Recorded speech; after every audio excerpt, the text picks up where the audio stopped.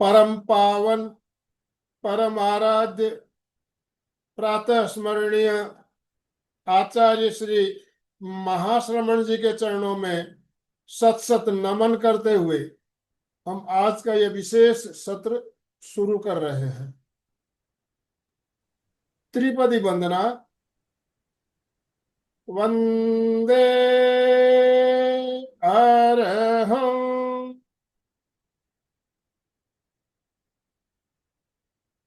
वंदे गुरुवरं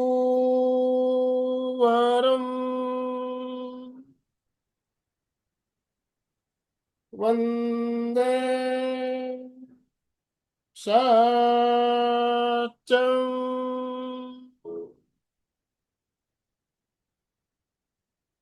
सभी साधक साधिकाओं को जय जिनेन्द्र, सुप्रभात। ओम अरहम, ओम अरहम। बंधुओं और बहनों, आज हम एक बहुत ही शानदार टॉपिक, बहुत ही जरूरी टॉपिक लेकर आपके साथ जुड़ रहे हैं।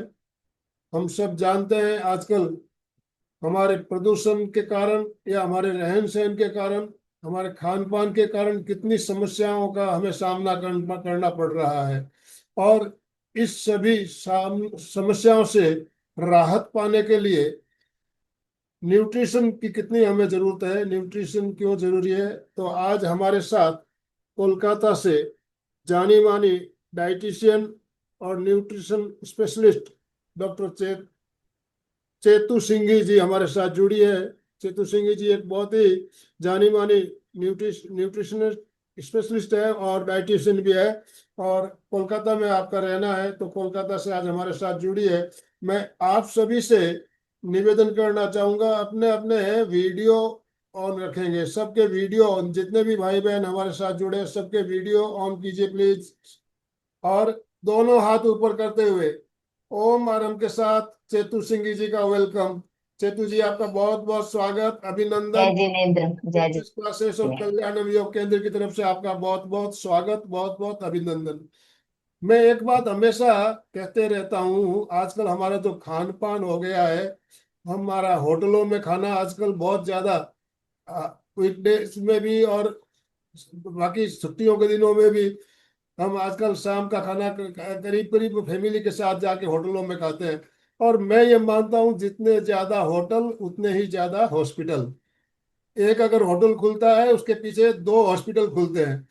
और हमारे किचन से अलावा एक कोई दूसरा बेस्ट हॉस्पिटल हमारे लिए हो नहीं सकता। ये बात हमने इसके ऊपर कई पहले बहुत सारे सेशन भी लिए, kitchen is our best hospital, बहुत ही शानदार एक सेशन हुआ था। और तो किचन के अंदर ही सारे सब कुछ है, तो हमें बाहर जाने की जरूरत नहीं है। तो हम किस तरह से अपने न्यूट्रिशन को मैनेज कर सकते हैं अपने किचन में ही, इस बारे में हम बात करेंगे, बहुत कुछ नई नई बातें भी जानेंगे। और जो आज हमारे साथ चेतु जी सिंह जी जुड़ी है, एक जानी मानी हस्ती। मैं पहले ही बता चुका हूँ आप सभी को, पुनश्च चेतु जी आपका बहुत बहुत स्वागत करते हुए मैं माइक आपको हैंड ओवर करता हूँ। Over to you. आपसे निवेदन, आप आज का सत्र शुरू करें। जय जिनेन्द्र सभी को। ओम। एमपीके वालों की तरफ से, आपकी तरफ से ये इतने अच्छे शब्द जो आपने हमारे लिए बोले हैं, धन्यवाद फॉर दैट। सो अभी आपने कहा किचन ही एक तरह का एक हॉस्पिटल है कि जो हमें ठीक भी रख सकता है, जो हमें बीमार भी रख सकता है। पर हम इसमें थोड़ा सा ऐड करना चाहेंगे। खाना जरूर ये बहुत जरूरी है, बट खाने को किस फील से हम खाते हैं वो भी बहुत जरूरी है। किस फीलिंग से बन रहा है, किस ग्रैटिट्यूड से हम उसे ग्रहण कर रहे हैं, वो भी बहुत जरूरी है। वो ही हमारे शरीर को लगता है और वो ही हमें संपूर्ण आहार और उसको अब्सॉर्ब करने की कैपेसिटी देता है। So no doubt, kitchen is the hospital, kitchen is the theory and healing capacity. Food में ही सारी हीलिंग कैपेसिटी है। एंड यस, हमारे माइंड में सबसे ज्यादा कैपेसिटी है कि वो फूड हमारे शरीर को लग कैसा रहा है। So mind, body and soul, तीनों का कॉम्बिनेशन होता है लाइफस्टाइल। तो आज हम जो भी डिस्कशन करेंगे वो थोड़ा उससे रिलेटेड करेंगे। न्यूट्रिशन भी रहेगा, लाइफस्टाइल भी रहेगा, क्योंकि एज सच ये जो फोरम है, मैं फर्स्ट टाइम इसके साथ में जुड़ रही हूँ। सो मेरे लिए बहुत फेवरेट है कि हमेशा मुझे एक न्यूट्रिशन पे ज्ञान देना होता है या फिर उसके ऊपर में बारे में बात करनी होती है। तो यहाँ पे हम बात करेंगे एक नॉर्मल लाइफस्टाइल जो हमें कैसे जीनी है, और नॉर्मल चीज जो खाना कैसे हमें हमें एक डीडे बना के नहीं रहना है कि एक पर्टिकुलर दिन के लिए हमें ऐसे करना है या एक पर्टिकुलर टाइम के लिए हमें ऐसे करना है। क्योंकि हम जिंदगी के अब ऐसे पड़ाव में आ गए हैं, जब कोविड के टाइम में, चाहे वो बचपन हो, चाहे वो जवानी हो, चाहे वो कभी भी हो, तो हमने वो चीज देख ली है कि हमें नहीं पता है मृत्यु कब आ सकती है, कब क्या हो सकता है। तो हमें जीवन शैली ही वैसे बनानी है कि हमारी लाइफस्टाइल जो है नॉर्मल रहे, और हम अभी का जो जनरेशन है, अभी का जो युग है, उसके हिसाब से भी चल पाए, और साथ में आने वाली जो पीढ़ी है उसको भी कुछ नरिशमेंट या उसको भी थोड़ा सा कुछ हम लोग अपनी तरफ से ऐड ऑन कर पाए कि पुरानी जो चीजें हैं, पुरानी जो योग्यताएं हैं, या पुराना जो हमारा लाइफस्टाइल रहा है, उसको हम कैसे पंच कर पाए। तो मेरा जो सेशन होता है जनरली जो होता है बहुत टॉकेटिव सेशन होता है, क्योंकि हम ज्यादा स्लाइड्स पे ज्यादा फोकस आउट नहीं करते हैं। क्वेश्चंस हम लोग सब बाद में लेंगे, बट अगर मैं बीच में कुछ पूछूं तो आप प्लीज थंब रेस करके या फिर कुछ भी ऐसा हो तो प्लीज मुझे आप बताइएगा कि मैं आप लोगों को सुनाई दे रहा है कि नहीं, आप एक्टिवली इंटरप्रेट कर रहे हैं कि नहीं कर रहे हैं। चलिए मैं अपनी स्लाइड शेयर करना शुरू करती हूँ आप लोग के साथ में। एक सेकेंड, जिंदगी की हर जगह पे ग्लिचेस होते हैं, मैं यस। फिर भी स्टार्ट करती हूँ ये।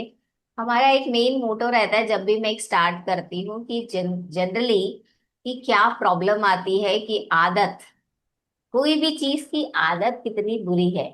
अगर हम आते हैं उसके अंदर में कि हम जब आदत और आदि और लत, कोई शौकिया कोई चीज अगर हम करते हैं, तो वो एक नॉर्मल तौर पे हम लोग शौक के तौर पे करते हैं, बट अगर वो रेगुलर बेसिस में हो जाए तो वो लत बन जाती है या एडिक्शन। हमारी एक नॉर्मल कमजोरी जो होती है वो होती है लत, एडिक्शन।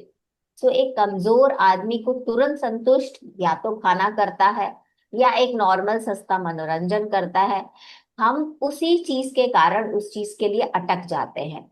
तो नॉर्मली हमारी महत्वाकांक्षाएं या हमारा डेस्टिनेशन या हमारा एम जो रहता है, वो इन छोटी छोटी कोई भी हमें प्लेजर पॉइंट है या कोई भी चीज है, जैसे खाना पीना, जो शौक होता है कि चलिए सैटरडे संडे तो बाहर चले जाते हैं या फैमिली टाइम कर लेते हैं। तो हमारी संतुष्टि कहाँ आती है? या तो कोई मनोरंजन में, या तो कोई खाने पीने में, या कुछ वैसे करने में। तो वही चीज कंफर्ट जोन जहां पे, वहां पे हमारा कभी भी हमारे सपने पूरे नहीं हो सकते हैं। तो हमारे सपने जब भी पूरे होते हैं जब हम उस कंफर्ट जोन से बाहर आते हैं। तो उसी के ऊपर में है कि आदत ही हमारे को हमारी महत्वाकांक्षाओं को पहुंचाने में हमारे लिए डिफिकल्ट है। तो लत ना बनाए, आदि ना बने उस चीज के, नॉर्मल लाइफस्टाइल के अंदर में शौकिया करें, बट उसको एडिक्शन ना बनाए। So let's talk about lifestyle trend. Normally lifestyle trend क्या है आजकल, जैसे हमारी नॉर्मल बातचीत हम लोग कर रहे हैं, सेडेंटरी लाइफस्टाइल, कि हमारा बैठने का लाइफस्टाइल के अंदर में सेडेंटरी लाइफस्टाइल पे हम बात करते हैं कि चाहे अभी, चाहे युवा पीढ़ी हो, चाहे एजेड पीपल हो, चाहे कुछ भी हो, हमारा बैठने का काम बहुत हो गया है। So sedentary lifestyle is the major lifestyle trends in us.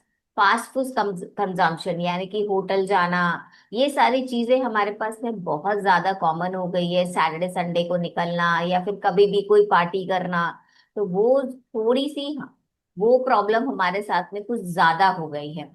Third, mental stress and anxiety. Stress, कोई भी चीज, कोई भी लोग हमारे पास आ रहे हैं कि स्ट्रेस रह रहा है, कोई भी एक प्रॉब्लम उनके साथ में फेस कर रहे हैं वो लोग, तो हमारा एक मेन रीजन है मेंटल हेल्थ। एंड हमारी इकोनॉमिक सोशल कंडीशन, आगे पीछे के लोग कैसे हैं, and not the least technology हमारे लिए कितनी जरूरी है हम भी समझते हैं, बट टेक्नोलॉजी एक रीजन भी है उसके पॉजिटिवनेस के, उसके नेगेटिवनेस के, कि एडिक्शन, खाना खा रहे हैं तो हम लोग फोन देख रहे हैं, हम लोग बच्चों को भी अब जो खाना खिला रहे हैं तो भी हम फोन देख रहे हैं। तो हमारे लिए बहुत मैटर करने लग गया है कि लाइफस्टाइल के अंदर में कि technology is now a days an addiction. जैसे फास्ट फूड एक एडिक्शन हो गया है, वैसे ही टेक्नोलॉजी भी एक एडिक्शन हो गई है। What do you mean by the healthy lifestyle? अब हेल्दी लाइफस्टाइल के अंदर में ये आता है कि हमारी फूड हैबिट शुड बी एक नॉर्मल हेल्दी तरीके से हो।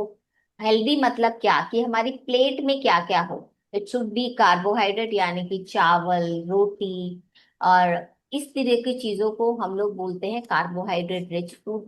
हमारा नेक्स्ट पोर्शन आता है दाल, लेंटिल्स। लेंटिल्स माने के होते हैं कि स्प्राउटेड चीजें, पल्सेस होते हैं दालें। तो ये भी एक हमारी प्लेट में होना चाहिए। फाइबर मतलब कार्बोहाइड्रेट में एक होता है रोटी और चावल, और एक होता है salad, that is all called complex carbs. तो वो भी हमारी थाली में होना चाहिए। तीसरा, घी या फिर कोई सीड्स, ये भी हमारी थाली में होना चाहिए। और नॉर्मल सब्जियां, वो भी हमारी थाली में होनी चाहिए। तो हेल्दी फूड इंटेक्स मीन्स हमारे फूड के अंदर में ये कंपोजिशन होनी कंपलसरी है। कितनी कंपोजिशन हो, आज हम बातचीत उस पे भी करेंगे।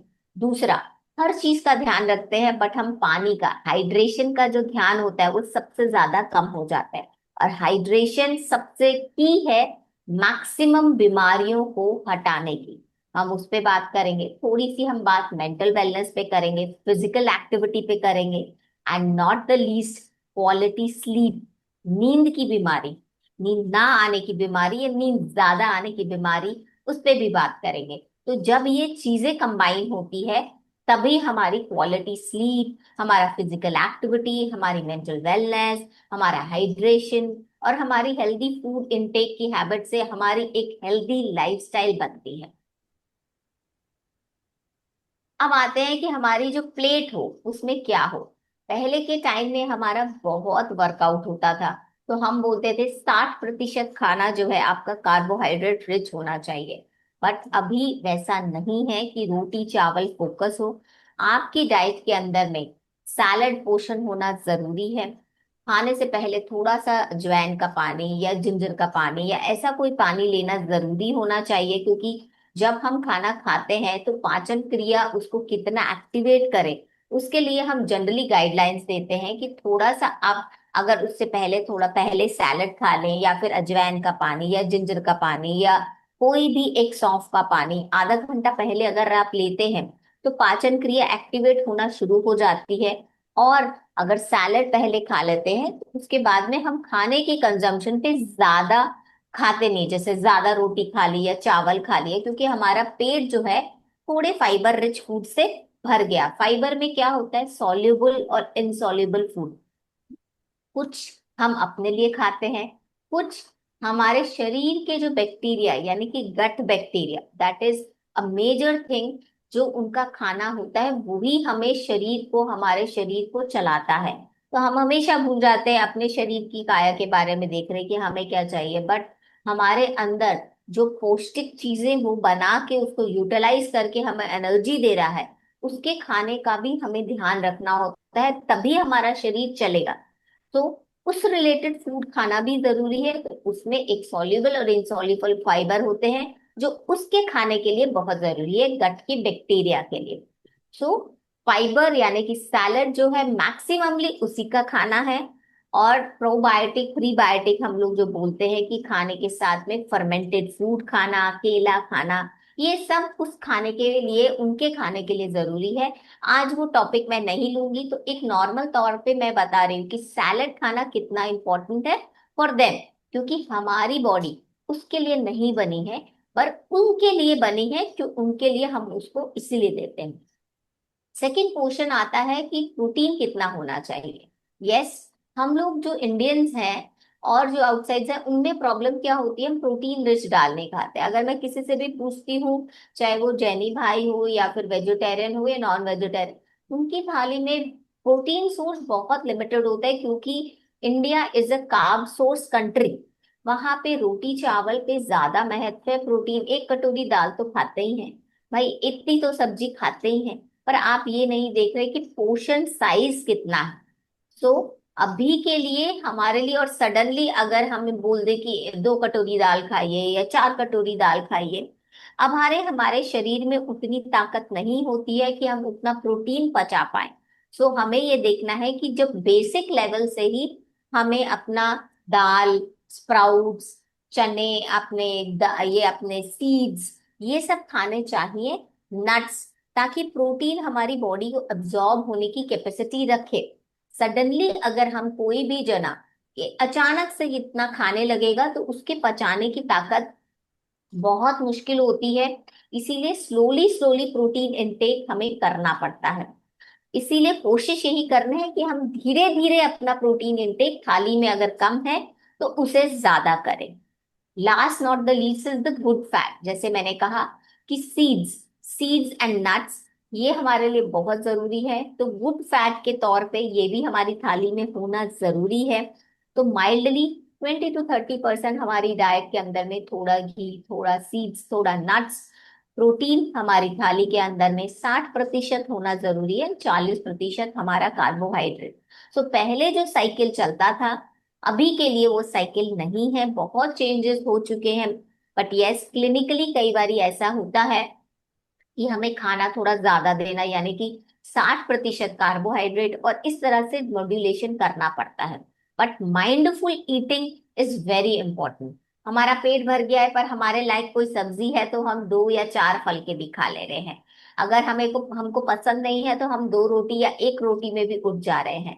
सो इसका मतलब हम लोग दिमाग से या सोच के नहीं खा रहे, हम लोग जीभ की, हमारे स्वाद के कारण हम उसको खा रहे हैं। तो आहार खाना है शरीर के लिए, हम जो है आहार के लिए नहीं चल रहे। तो ये एक चीज हमें सोच के रखनी है कि हमारे हंगर, हमारे फुलनेस को हम समझे कि हमारा पेट भर चुका है, बस जितना खाने का हमारी भूख है उससे हमें थोड़ा कम खाना है, ओवरलोडेड नहीं खाना है। सेकंड, पोर्शन कंट्रोल इज बहुत जरूरी, कि हम ये भी खा ले रहे हैं, ये भी खा ले रहे हैं, वो भी खा ले रहे हैं। That overeating will not maintain your healthy lifestyle. कम खाना है। उसके ऊपर अगर आपको पता है पार्टी है, तो आप सोच के रखिए ना कि पार्टी में अगर आप मीठा खा रहे हैं, खाना ही है, आपको शौक है, तो अपनी प्लेट में खाना थोड़ा कम लीजिए ताकि आप उसको मीठे को खा पाए। तो थोड़ा सा अपने माइंड को अगर आप कंट्रोल में रखेंगे तो आप एक हेल्दी नॉर्मल खाना खा पाएंगे। Hope I am going fine with it. अगर सबको सुनाई दे रहा है तो प्लीज थोड़ा थम्स अप कर दीजिए ताकि मुझे भी समझ में आए, या फिर आप चैट में लिख दीजिए कि यस, आप लोग उससे रिलेट कर पा रहे हैं कि जिस तरह से मैं बात कर रही हूँ। आप थोड़ा चैट में लिख के मुझे बताइए कि यस, आप समझ यस। पा रहे हैं। अब आ रहे हैं हम हाइड्रेशन लेवल पे। डिपेंड करता है कि हम किस तरह का मतलब हमारा लाइफस्टाइल क्या है। बहुत जन इसमें जुड़े होंगे जो वर्किंग भी होंगे, जिनको मतलब, या फिर वो लोग भी होंगे जो रिटायर हो चुके हैं। पर लोग बोलते हैं पानी ही क्यों पिए। देखिए, मैक्सिमम हमारी बॉडी टेम्परेचर वो बहुत मायने रखता है पानी के ऊपर। तो water hydration is very important first of all for the body temperature, हमारी बॉडी को मेंटेन करता है। सेकेंडली, इलेक्ट्रोलाइट बैलेंस, जैसे सोडियम पोटेशियम बैलेंस। और सबसे ज्यादा प्रॉब्लम एक एज के बाद में इलेक्ट्रोलाइट इम्बैलेंस की आती है। सो पानी बहुत महत्वपूर्ण है, उसके लिए इंपॉर्टेंट है, ताकि वो आपका इलेक्ट्रोलाइट बैलेंस क्रिएट कर सके। टॉक्सिन्स हमारी बॉडी से पानी के थ्रू, हाइड्रेशन के थ्रू ही जाते हैं। क्योंकि हम लोग में से कितने ही जन है जो थेरेपेटिक मसाजेस करा लेते हैं या लिम्फेटिक मसाजेस करा लेते हैं। तो हमारा टॉक्सिन हमारे यूरिन के थ्रू, हाइड्रेशन लेवल जब हायर होता है तो किस तरह का यूरिन पास हो रहा है, उसके थ्रू हमारे टॉक्सिन्स लेवल रिलीज होते हैं। डाइजेशन, हम जो खाना खा रहे हैं वो कैसा पच रहा है उस पे बहुत इंपॉर्टेंट है। एंड कॉन्स्टिपेशन जो मेनली लोग सफर करते हैं आजकल, उसके लिए भी हाइड्रेशन बहुत जरूरी है। हमारे जॉइंट्स, ये जितने भी ये कट के निकलते हैं या फिर दर्द होता है, उसके लिए भी पानी बहुत जरूरी है। क्योंकि साइनोफियल फ्लूइड जिसका मूवमेंट है, उसके लिए भी पर्टिकुलर लेवल के बाद में वो बहुत घसने लगता है। तो अगर हाइड्रेशन लेवल रहती है तो वो घसाव कम होता है। और जेनेटिकली भी कई बार ऐसी प्रॉब्लम आ जाती है, नो डाउट। बट नॉर्मल तौर पे जॉइंट्स के लिए और लुब्रिकेशंस के लिए हाइड्रेशन इंपॉर्टेंट है। And last not the least, infections. हमारी बॉडी में आजकल देखा जा रहा है यूटीआई इन्फेक्शंस या कोई भी इन्फेक्शंस हो रहे हैं, वो कमी होती है हाइड्रेशन की। डायरिया हो गया, तब हाइड्रेशन लेवल कम हो गया। कॉन्स्टिपेशन हो गया, पानी का लेवल कम हो गया। यूटीआई इन्फेक्शन हो गया, पानी का लेवल कम हो गया। So that is the main thing जो लोग भूल जाते हैं आजकल। पानी एक बहुत इंपॉर्टेंट रोल प्ले करता है फूड के साथ साथ, जिसे हम बोलते हैं sixth nutrient of the food. First is the carbohydrate, second is the protein, third is the fat, fourth is a mineral, fifth is a vitamin and six is the water. तो छह तत्व हमारे खाने के अंदर में होने बहुत जरूरी है। अब जब खाने के बारे में आता है तो वो खाना हमारी बॉडी में पचे कैसे।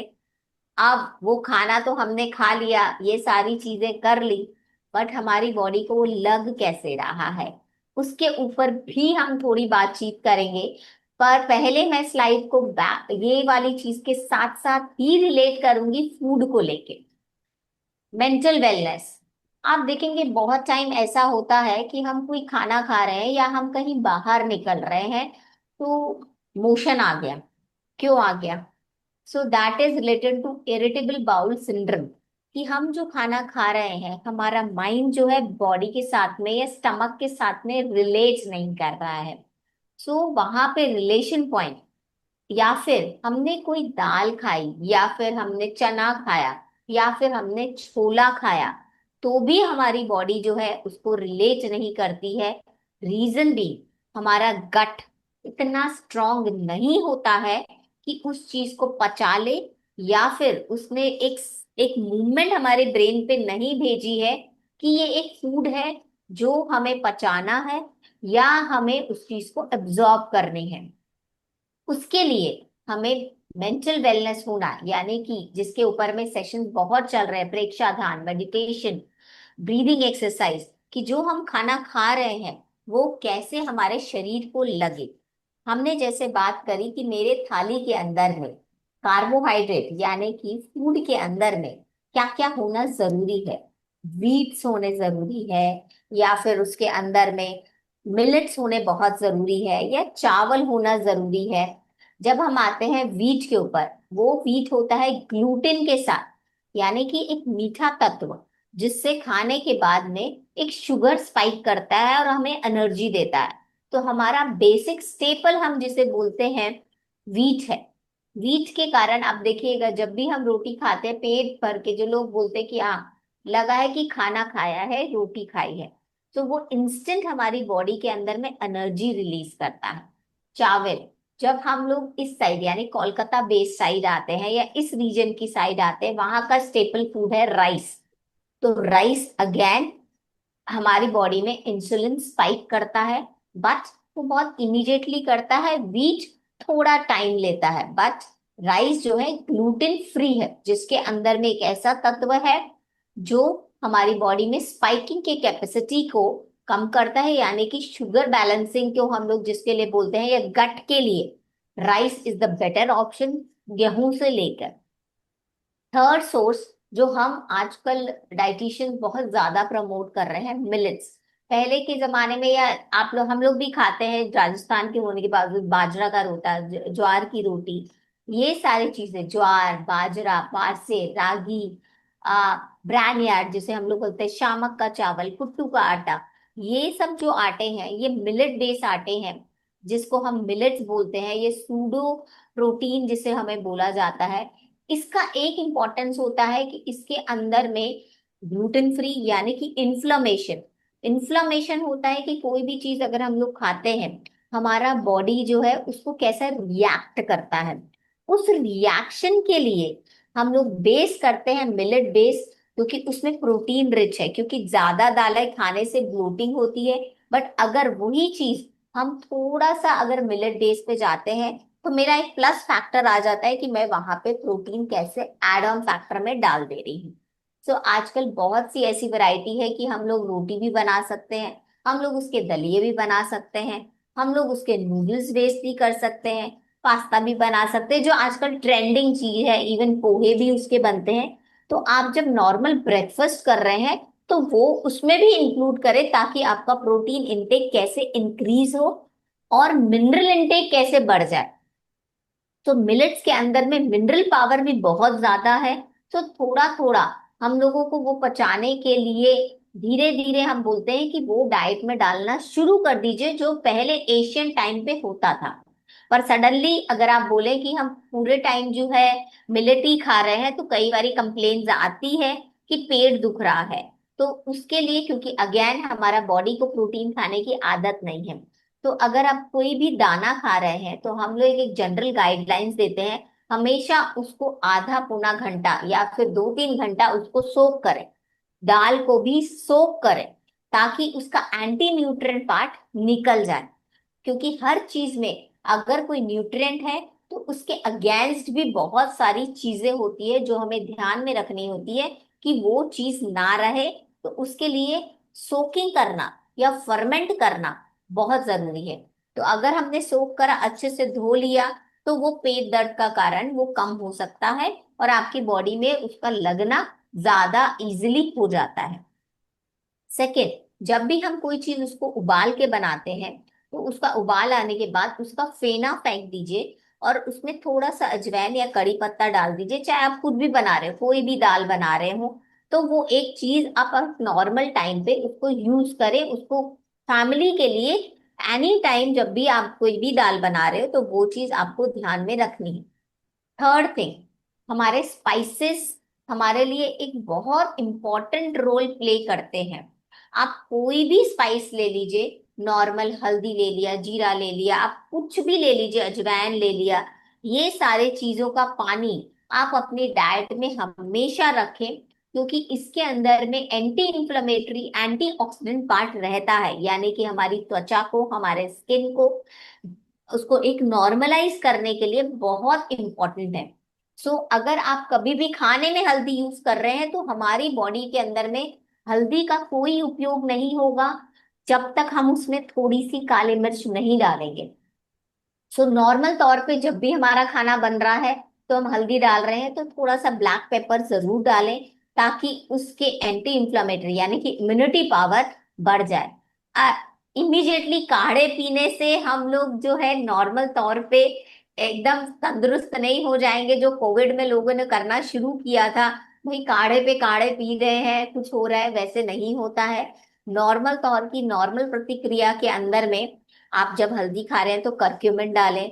जब भी आप आयरन रिच फूड यानी कि आप कोई दालें खा रहे हैं या फिर आप ग्रीन लीफी वेजिटेबल खा रहे हैं, तो उसके साथ में आपको एनी हाउ आपको ध्यान रखना है कि हमें विटामिन सी ऐड करना है। नहीं तो वो हमारी बॉडी में नहीं लगेगा। चाहे नींबू हो गया, चाहे टमाटर हो गया, कोई भी विटामिन सी रिच फूड उसके अंदर में आपको ऐड करना है, ताकि वो आपकी बॉडी को लगे। थर्ड मेजर थिंग आती है कि जब आप कोई भी चीज कैल्शियम रिच खा रहे हैं, यानी कि दूध, पनीर, रागी, ये भी एक मेजर है, सीड्स, ये सब कैल्शियम रिच बहुत होते हैं। बट ये हमारी बॉडी को जब ही लगेंगे जब उसके साथ में पंचिंग होती है विटामिन डी की। अब विटामिन डी कहाँ से आएगा? सनलाइट से। अब यहाँ पे आता है कि अगेन नेचर से कनेक्ट। सो मॉर्निंग वॉक के करिए, 15 मिनट आपको धूप लग कि क्या क्या छोटी छोटी इंपॉर्टेंट चीजें हैं जिसको हमें करने से कैसे वो तत्व हमारी बॉडी में लग सकते हैं। अब आते हैं हम नट्स एंड सीड्स पे। आलू, कोई कोई भी सीड्स या नट्स होते हैं, उनको भिगो के खाना ही इम्पोर्टेंट है। Rather because reason being is कि उनके एंटी न्यूट्रिएंट पार्ट, तो कभी भी कोई भी नट्स एंड सीड्स खाएं, उनको भिगो के खाएं, तो वो ज्यादा इंपॉर्टेंट ही लगते हैं। बट ऐसा नहीं है कि अगर आप उसको वैसे नॉर्मल तौर पे खा रहे हैं, अगर उसका क्या इंपॉर्टेंस हमारी बॉडी में नहीं लगेगा, लगेगा। बट जितना इम्पोर्टेंस उसका, जितनी इम्पोर्टेंस हमारे उसको भिगो के यूज होने वाले हैं, तो उसको सोक करके खाने में ज्यादा हम लोग उसको प्रेफरेंस आउट कहते हैं। तो अगर आपको अपने डाइट के अंदर में थोड़ा सा नट्स एंड सीड को भी कंटिन्यू रखना चाहिए, देसी घी भी रखना चाहिए।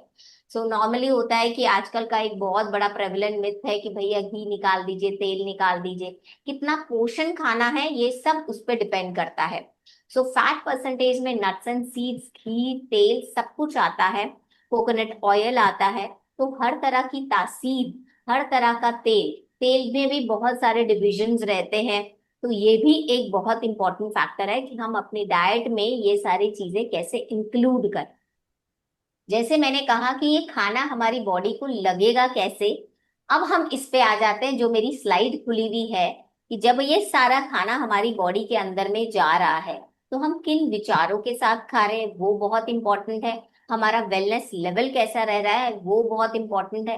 तो अगर हम खाना जो है एक बहुत माइंड वेव जिसके अंदर में बहुत इधर उधर चल रहा है उस टाइम पे खा रहे हैं तो वो हमारी बॉडी को नहीं लगता है, तो या तो फिर लूज मोशन हो जाते हैं, या हमारे खाने को देखिए, खाना खाते ही तुरंत कोई जन है जो वॉशरूम भागता है, या फिर ये रहता है कि हमने खाया तुरंत हमारे उसके बाद में बहुत पेट दुखने लगा या ब्लोट हो गया। Again this is a symptom, हमने उस खाने को च्यू करके नहीं खाया या उसको ढंग से तरीके से नहीं खाया। तो ये भी एक मैटर करता है कि किस वेवलेंथ से हम उस खाने को कंज्यूम कर रहे हैं। और ये वेवलेंथ आती है हमारी मेंटल वेलनेस के कारण, breathing exercise, meditation, and yes अगर कोई बैक में बहुत बैकलॉग चल रहा है तो उसको भी रिलीज पॉइंट पे करें, कि उसके साथ में वहीं पे उस टॉपिक को क्लोज कर दे। बहुत सारे लोग आते हैं कि भाई कल रात को कोई स्ट्रेस हुआ तो स्ट्रेस के साथ खाना खाया, सुबह उसी चीज से लेकर उनकी बॉडी ने रिएक्शन किया, वही चीज मैंने खाई वही चीज उन्होंने खाई, बट हमें कुछ नहीं हुआ उनको हो गया। तो रिलीजिंग पॉइंट भी एक बहुत फैक्टर पॉइंट रिलीज करता है कि वहां पे टॉक थेरेपी, यानी कि जो चीज जहां पे हुई उसको वहीं पे खत्म कर दीजिए, ताकि जब आहार आप ग्रहण कर रहे हो तो उसके पोषक तत्व या फिर उसके न्यूट्रिएंट वैल्यू आपकी बॉडी को लगे। अब आते हैं कि आपकी बॉडी के अंदर में और मेजर लेवल क्या होना चाहिए, फिजिकल एक्टिविटी। फिजिकल एक्टिविटी को हम डिवाइड करते हैं नॉर्मल तौर पे दो लेवल में, कितने एक्टिव हैं और हम क्या ट्रेनिंग करते हैं। यानी कि हमारी सेडेंटरी लाइफस्टाइल, या फिर नॉर्मली लोग बोलते हैं हम वॉकिंग कर रहे हैं, हम रनिंग कर रहे हैं, या फिर हम डांस कर रहे हैं, या स्विमिंग कर रहे हैं, या योगा कर रहे हैं, ये सारी होती है हमारे को, हम लोग जनरली बोल रहे हैं हम कितने एक्टिव हैं।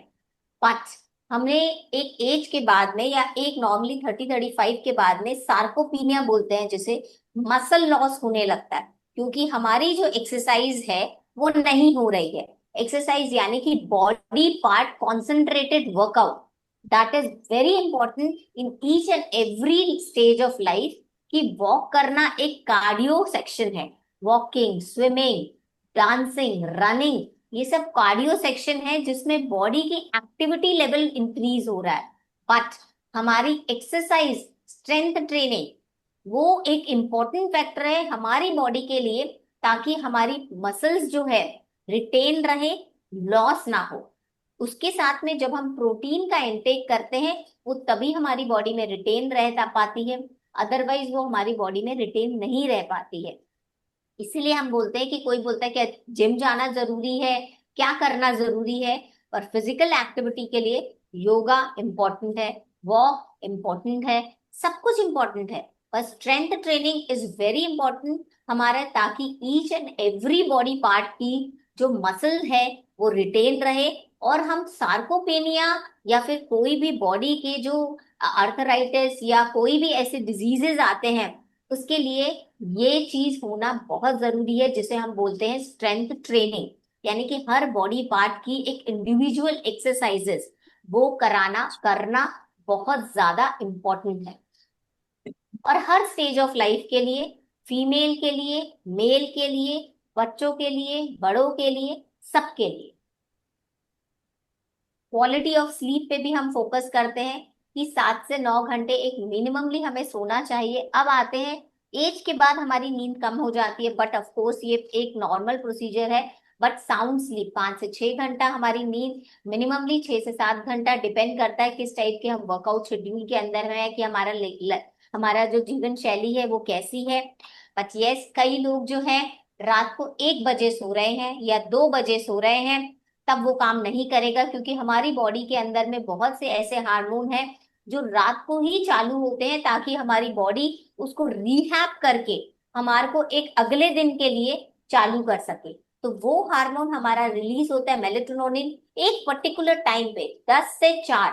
अगर हम सो ही 2 बजे रहे हैं और हम उठ रहे हैं 12 बजे 11 बजे जो जनरली हो रहा है, वो चीज करने से हम स्ट्रेस हार्मोन में ही उठ रहे हैं, स्ट्रेस हार्मोन में ही सो रहे हैं, तो उस स्ट्रेस रीजन से हमारे फूड भी नहीं लगेगा, हम जो अगर फिटनेस भी कर रहे हैं उससे रिलेटेड वो भी नहीं लगेगा। तो नॉर्मल तौर पे 10 बजे के अराउंड या 9-10 बजे के अराउंड सोइए। 4 बजे अपने अगर उठ सकते हैं तो बहुत अच्छा है, 5 बजे उठ सकते हैं तो वो एक प्रतिक्रिया होती है जिसमें हम रिहैब मोड में उठते हैं, यानी कि हमारी बॉडी जो है ऑटोमेटिकली टॉक्सिन्स को रिमूव करने की कैपेसिटी रखता है। कैसे सोना है?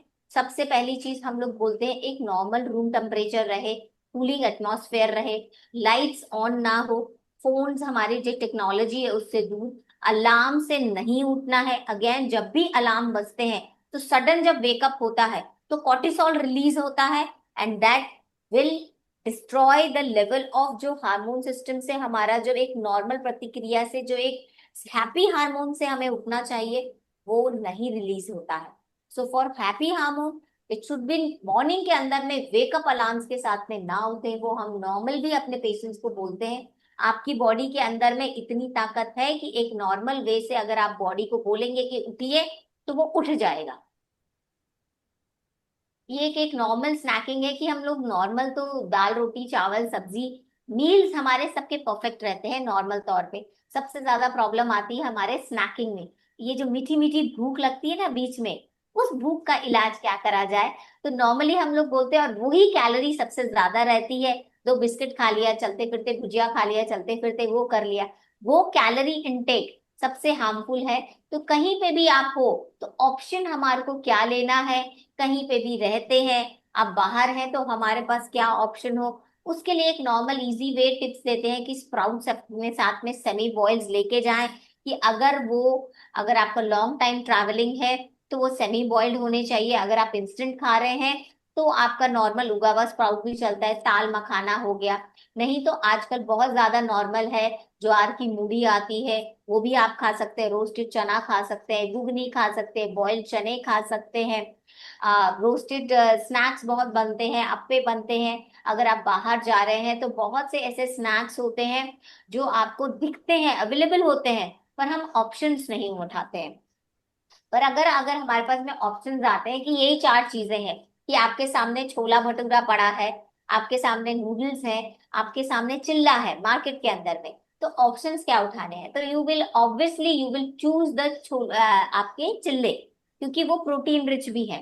बट अगर मैं तो समझिए कि आपके सामने चिल्ला नहीं है, बाहर के रेस्टोरेंट्स में या बाहर के आप मार्केट के अंदर में है, तो ऑप्शंस आ रहा है या छोला भटूरा या सैंडविच या नूडल्स, कौन सा उठाना है? Then the preference is the आपका सैंडविच। तो अपने को जो है राइट थिंकिंग के साथ में चूजिंग करना है कि क्या चीज बेटर ऑप्शन में है। अगर मेरे पास में छोला भटूरा है और नूडल्स है तो लोग क्या उठाएंगे? छोला भटूरा, बट वो जो तेल है वो कितनी बारी डीप फ्राइड हुआ है। सो हम इसीलिए बोलते हैं वहां पे आप फ्राइड ना खाएं, नॉर्मली कभी मैदा खा भी लिया तो कोई प्रॉब्लम नहीं है, वहां पे आप नूडल का ऑप्शन लें। तो ये ऑप्शन वाइज जो थिंग्स हैं, अगर आप ये समझना शुरू कर ले तो आपकी लाइफस्टाइल बहुत इजी हो जाएगी। सो हम ये नहीं बोलते, कई लोगों को मसालों से बहुत प्रॉब्लम है, जैसे पाव भाजी खा रहे हैं या डोसा के साथ में जो सांबर खा रहे हैं उससे अगर स्पाइसेस से प्रॉब्लम है तो हम लोग बोलते हैं आप इटालियन बेस पे चले जाइए, कोई प्रॉब्लम नहीं है उसमें, अगर एक दिन खा भी लिया तो कोई दिक्कत नहीं है। बट चूज करिए, आप देखिए कि आपकी बॉडी को रिएक्शन किससे होते हैं, उस पे आपको ध्यान रख के अपनी बाहर की कुकिंग को ध्यान रखना है। बिकॉज अभी जो है अगर हम सडनली बोले बाहर खाना पीना बंद कर दीजिए, ये एक ऐसी चीज है जो नॉर्मली हम कोई नहीं कर सकता है। अगर आप फैमिली में रहते हैं तो नॉर्मल तौर के आपको वो करना ही पड़ता है, नॉर्मली आप किसी को मना नहीं कर सकते हैं कि आप ये चीज मत करिए। तो अगर हम बोलेंगे कि बंदर बंदर को मत सोचिए तो वो चीज याद आएगा ही कि वो चीज हम करेंगे ही। तो इससे बेटर है कि वहां पे जो हेल्दी ऑप्शंस आ रही हैं उसको चूज करिए। अगर आप बाहर जा रहे हैं तो पहले आप सैलड्स यूज मंगाइए, वो भी फ्रेश सैलड कटवाइए। अदरवाइज आप कभी भी कोई पार्टी फंक्शन में जा रहे हैं आप प्लीज वहां पे सैलड्स मत खाइए। सबसे पहली चीज वो करनी है आपको। सूप्स लेना चाहते हैं वो ले सकते हैं, ग्रेवी की चीजें अवॉइड करिए। बट जब आप बाहर खा रहे हैं यानी कि पार्टीज में खा रहे हैं, कोशिश करिए जो लाइव काउंटर्स हैं वो लीजिए। चावल वहां पे खाइए, वहां पे रोटी मत खाइए, गेहूं की रोटी है तो आप खा सकते हैं क्योंकि ग्रेवी प्रिपेयर्ड रहती है। जो ताजी चीजें आपको लगता है कि इमीडिएट बना के खा रहे हैं, दे रहे हैं, वो आप इनटेक करें तो ज्यादा आपके लिए इंपॉर्टेंट रहेगा। पहले फाइबर रिच, अगर आपको सारे आइटम खाने का शौक है तो एक एक बाइट खाइए, छोड़ दीजिए बाकी का खाना। जो हम लोग जनरली क्लाइंट को बोलते हैं कि चलिए आपको शौक है खाने का, एक बाइट खाइए और आप सबको खिला दीजिए ताकि वो चीज वेस्ट ना हो। तो अगर 5 जन खा रहे हैं, एक प्लेट में एक चीज उठाइए, एक एक बाइट खिला दीजिए ताकि ना वो वेस्ट हो और आप जो है नेक्स्ट कोर्स पे भी आ पाए। और अगर आप स्नैक्स खा ले रहे हैं, प्लीज खाली मत उठाइए। सो आपको समझना पड़ेगा कि आपका पेट है, कुआं नहीं है वो, कि सब चीज डाले जा रहे हैं, डाले जा रहे हैं और हो गया। तो शादी ब्याह या फिर बाहर के टाइम में हमारा पेट ही है वो, उसको कितना खाना है, और कोई खाना भागा नहीं जा रहा है। या फिर एक शादी के लिए, या फिर बेटे बहू की शादी करनी है, तब तक हमें पतला कर दीजिए, या फिर एक बीमारी है उसके लिए हमें हेल्दी लाइफस्टाइल बता दीजिए। ऐसा नहीं होता है।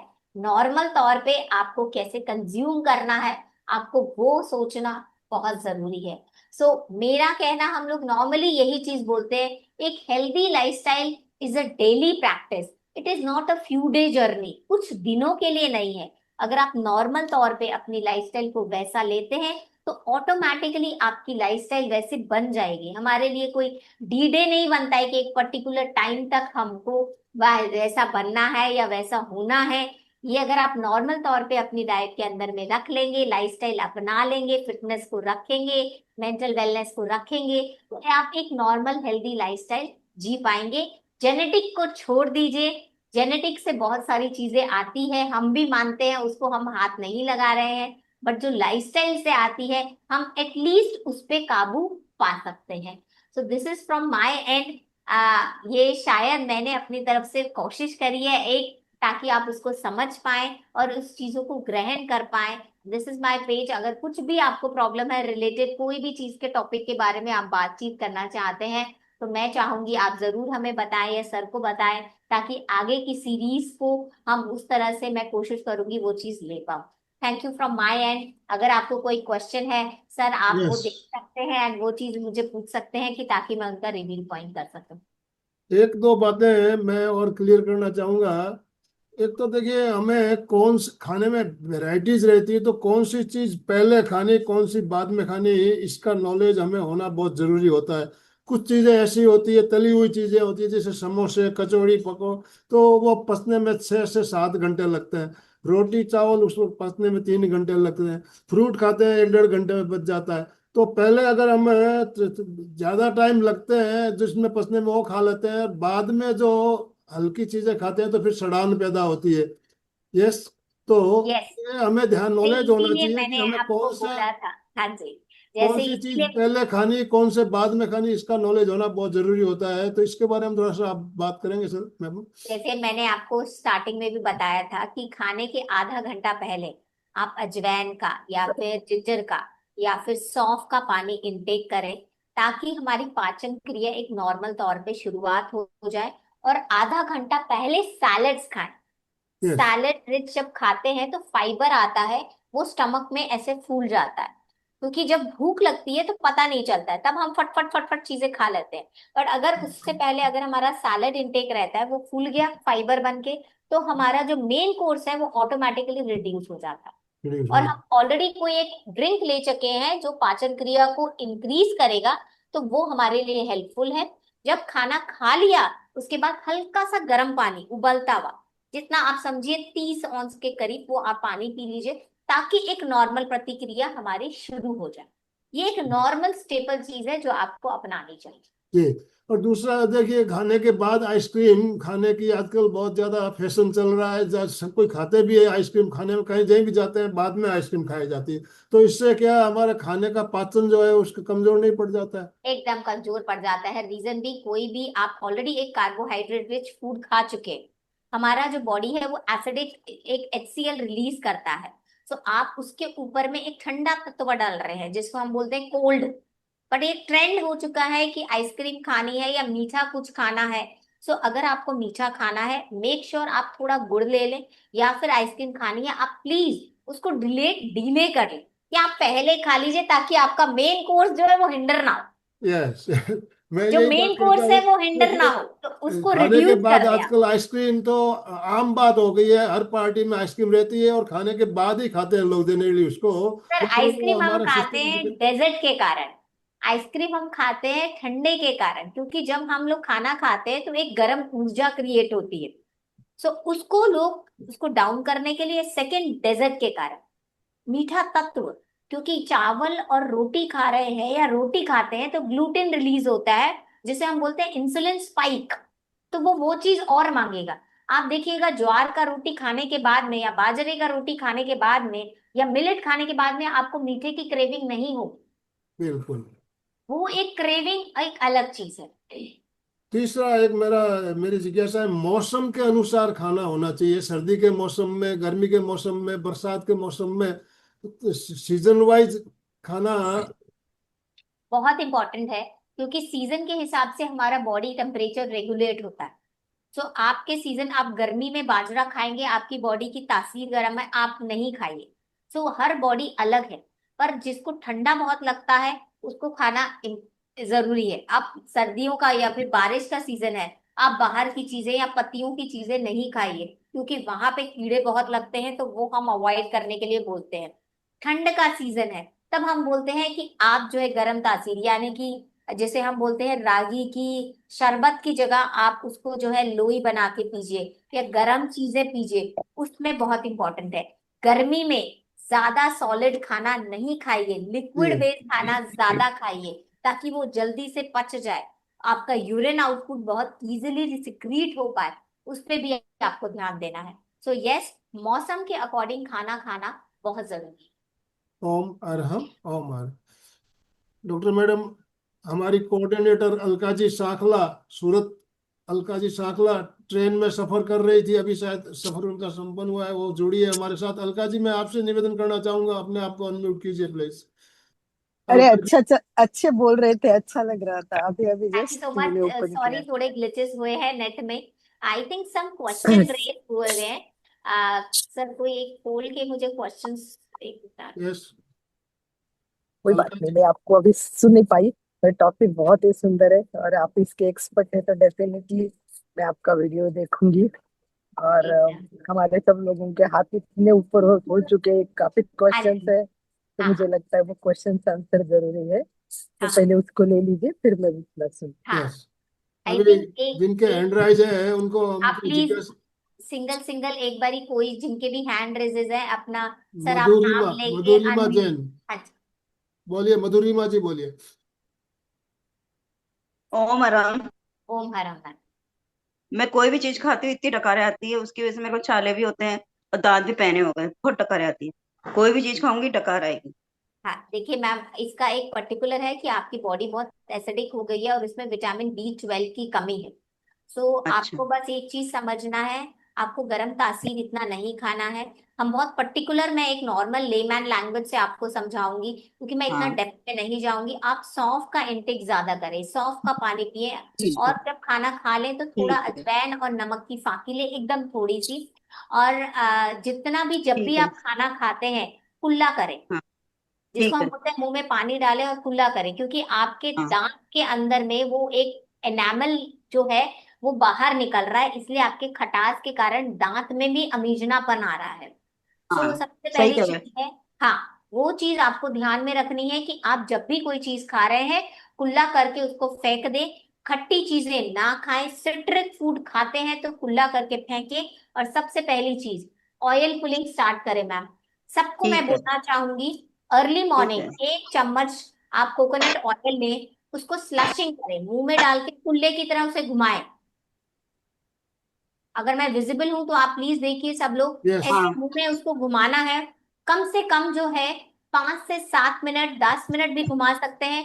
वो उतना घुमाए ताकि आपके अंदर ना जाए। और जब थोड़ी आप उसे घुमाएंगे तो आवाज आप देखेंगे कि कट वो रही है। एक दूध की तरह पतला हो जाएगा। उसको फिर आप थ्रो आउट कर दीजिए और ब्रश कर लीजिए। सबसे कौन पहला सा काम, ऑयल? कौन ऑयल पुलिंग, बहुत इंपॉर्टेंट सा है। ऑयल? ऑयल की क्वालिटी कौन सी है? Coconut cold press oil, virgin oil होना चाहिए, वो बहुत इंपॉर्टेंट है। और तिल का तेल या अरगंडी का तेल भी हम बोलते हैं, बट वो इतना प्योर अवेलेबल आजकल नहीं होता है। तो हम बेसिक बोलते हैं coconut cold press oil suits for all. But अगर कुछ कभी किसी को अगर नोजल में से पानी आने लगे, इसका मतलब वो आपको सूट नहीं है। यस। इसी से रिलेटेड एक क्वेश्चन पूछती हूँ कि जैसे इन्होंने कहा डकारे आते हैं, वैसे किसी को गैस निकलता है कंटिन्यूअसली, पेट साफ होता है फिर भी गैस रहता ही है, तो क्या करना चाहिए? देखिए, एक चीज ये मैं आपको बताती हूँ, ये साइकोलॉजिकल होता है। जब हम खाना खाते हैं तो अपनी सांस नली और फूड नली साथ में है। सबसे पहले मुंह बंद करके खाना है, क्योंकि और चबा चबा के खाना है। अगर आप जल्दी खा रहे हैं तो 10 मिनट घड़ी देख के, और मतलब अगर 32 नहीं चबा सकते हैं तो 18 चबाइए और धीरे धीरे चबा के खाइए। और दूसरा, जब गैस रिलीज, हमें लगता है कि हमारा वैक्यूम रिलीज हो रहा है, और ये साइकोलॉजिकल, हम हवा का इंटेक अंदर करते हैं और डकारे लेते हैं। सो साइकोलॉजिकल, बहुत ज्यादा पेशेंट्स मेरे पास में आते हैं, उनको नहीं पता होता कि वो एक साइकोलॉजिकल इश्यू है, कि अंदर हवा पास करके रैंडम डकारे लेना। अगर नॉर्मल है तो वो नीचे से भी पास होगी और ऊपर से भी पास होगी। पर कई क्लाइंट्स आते हैं वो खाली डकारे बर्पिंग ले रहे हैं। सो आपको समझना है कि रीजन क्या है। यस, आपका अगर बोल रहे हैं पॉटी क्लियर हो रहा है, हमारा स्टूल पास हो रहा है, बट अगर डकारे आ रही है तो इसका मतलब हमारे पेट के अंदर में वो प्रॉब्लम है, जो आप लोग नहीं समझ पा रहे हैं, जिसको आपको समझना बहुत जरूरी है। कि हमारा स्टमक यानी कि गट स्ट्रांग नहीं है। उस टाइम पे आपको कस्टमाइज प्लान समझना पड़ेगा कि आपका प्रोटीन इंटेक कितना हो, क्योंकि प्रोटीन ही एक ऐसी चीज है, जब वो चीज खाते हैं तो वो थोड़ा ब्लोट करता है। या फिर ग्लूटेन या फिर गेहूं एक ऐसी चीज है जो थोड़ा ब्लोट करता है। तो उस टाइम पे हमें क्या चीजें नहीं खानी है या कम खानी है, उसके लिए आप स्पेसिफिकली कंसल्ट करें डाइटिशियंस को, कि आपको उस टाइम पे क्या इंटेक करना है, क्या जड़ी बूटी खानी है, क्या ऐसी चीजें खानी है जो उस चीज को सप्रेस कर सकते ओम अरहम। सुशील जी बोरर, सुशील जी अपने आप को अनम्यूट कीजिए। जय जितेंद्र मैडम, हैं। आपने थोड़ा फूड्स के बारे में बताइए ना, वो कब खाने हैं, कितने खाने हैं, कैसे खाने हैं? देखिए, एक नॉर्मल तौर पे हम लोग बोलते हैं कि फ्रूट्स इंटेक मिड मील्स के बीच में होना चाहिए। लंच और ब्रेकफास्ट के बीच में, या फिर ब्रेकफास्ट और डिनर के बीच में, या लंच के बीच में, मिडिल में। हम लोग इवनिंग कोर्स पे थोड़ा कम बोलते हैं, क्योंकि तासीरों के अगेंस्ट कि किधर का मौसम कैसा है या कैसा है, तो उसके अकॉर्डिंगली इवनिंग स्टेज में हम थोड़ा कम बोलते हैं फ्रूट्स खाने के लिए। पर बेसिक टाइम होता है कि उसको लंच और ब्रेकफास्ट के बीच के अंदर में खाएं। आजकल बहुत प्रेवलेंट ट्रेंड है early morning empty stomach fruits खाना। यस, कईयों के लिए वो बहुत इफेक्टिव वर्क कर सकता है, बट मेजरली वो इफेक्टिव वर्क नहीं करता है। Citric fruit early morning empty stomach work नहीं करता है। तो अगर मैं एक नॉर्मल तौर पे अगर किसी को समझाना चाहूँ, तो हम लोग एक जनरली बोलते हैं कि आप खाने के दौरान नहीं ले। अगर आपको है फ्यूजन करना है, तो आपको अपनी रोटी चावल को डिक्रीज करना होगा, तब आप फ्रूट ले रहे हैं और सब्जी खा रहे हैं, चलेगा। बट एक जनरल ट्रेंड के अंदर में आपको अपने लंच और ब्रेकफास्ट ब्रेकफास्ट और लंच के बीच में लीजिए, नहीं तो ब्रेकफास्ट और इवनिंग स्नैक के बीच में लीजिए। धन्यवाद। थैंक ओम अरहम। सही। कांता जी, यस कांता जी अनम्यूट कीजिए अपने आप को। समय हमारा संपन्न हो रहा है, तो कांता जी आपको ले रहे हैं हम। इसके बाद बाकी जो भी जिज्ञासा हो आप लिख के भेजिए, आपके प्रश्न हो जिज्ञासा हो लिख के भेजिए, उसका समाधान हम देने की कोशिश करेंगे। कांता जी बोलिए। Good morning ma'am. You. Ma'am, जैसे आज के जमाने में स्ट्रेस तो सभी को रहता है, कोई भी ऐसा नहीं है जिसे स्ट्रेस नहीं है। बच्चों को भी है, बड़ों को भी है, यंगस्टर्स को भी है, सबको ही है। तो स्ट्रेस के साथ खाना खाना, स्ट्रेस एकदम तो चला नहीं जाता, कोई ना कोई तो विचार आते ही हैं खाते हैं तो। किसी का बिजनेस का रहता है, किसी को बीमारी का रहता है, किसी का कुछ रहता है, तो वो फिर कैसे अवॉइड करें? देखिए, आपको सबसे पहले समझना है, ये कोई एक दिन की प्रतिक्रिया नहीं है। पहली चीज, हमने आपको पहले भी बताया, जिस टाइम आप खाना खा रहे हैं उस टाइम पे टेक्नोलॉजी नहीं होनी है। हम काम ही सारा कोई सब कोई काम कर रहा है खाने के लिए, तो उस टाइम पे आपका फोन या फिर टीवी नहीं होना चाहिए, पहली चीज। दूसरी चीज, जब भी खाना शुरू करें उससे पहले 7 टाइम डीप ब्रेथ्स, यानी कि मैं खाने को पचाने की एक भावना आपको डालनी है, कि मैं खाने को पचाने की प्रतिक्रिया स्टार्ट कर रही हूँ। हम लोग बच्चों को सिखाते हैं, जब प्री स्कूल्स में जाते हैं वहां पे वो लोग प्रेयर करते हैं, पर जब वो घर में आते हैं तो वो प्रेयर नहीं करते।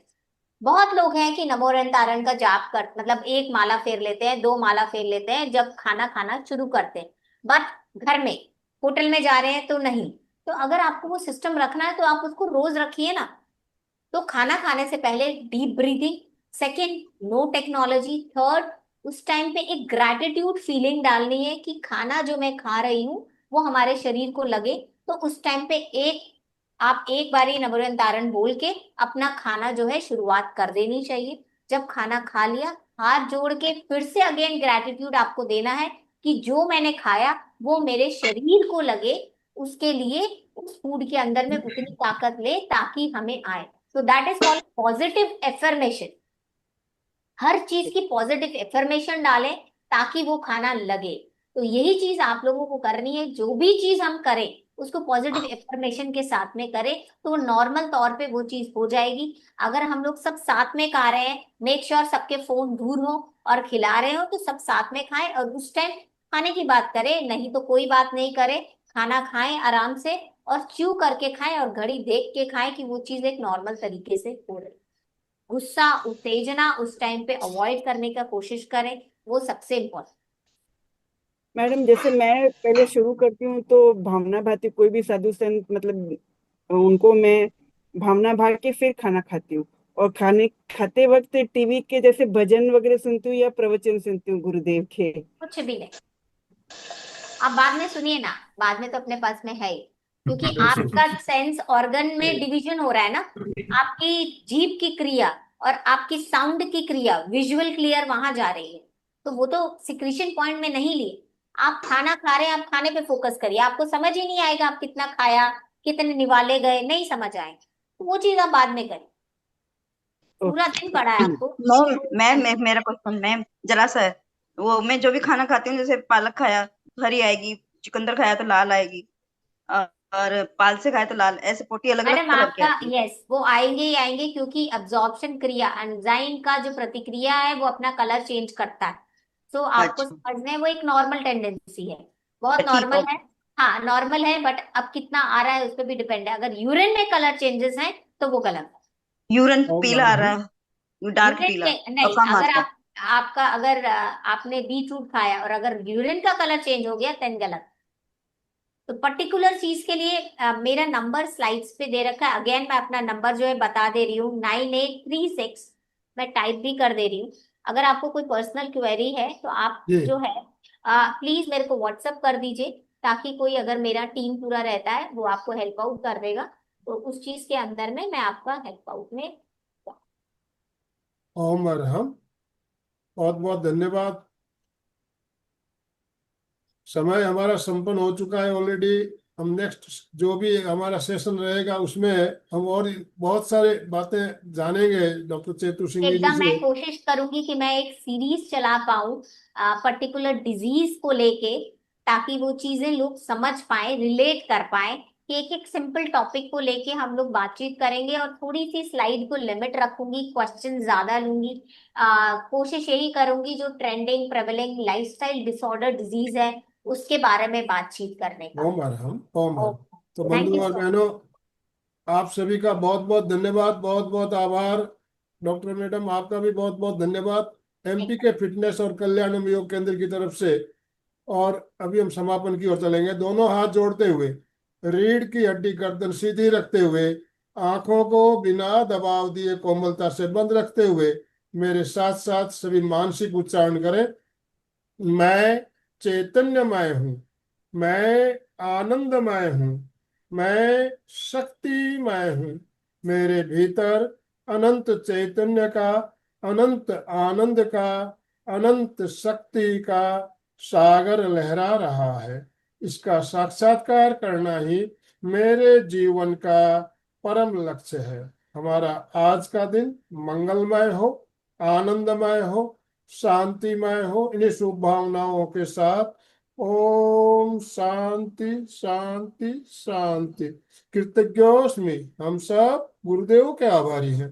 कृतज्ञोस्मि, हम सब गुरुदेव के आभारी हैं। कृतज्ञोस्मि, हम सब गुरुदेव के आभारी हैं। यस अशोक जी, स्लोगन। जय जिनेन्द्र। सभी साधक साधिकाएं एक साथ में उच्चारण करेंगे। फिटनेस का डोज, 1 घंटा हर रोज। फिटनेस का डोज, 1 घंटा हर रोज। फिटनेस का डोज, 1 घंटा 1 घंटा हर रोज। हर ओम अरहम। ओम। रोज। ओम अरहम।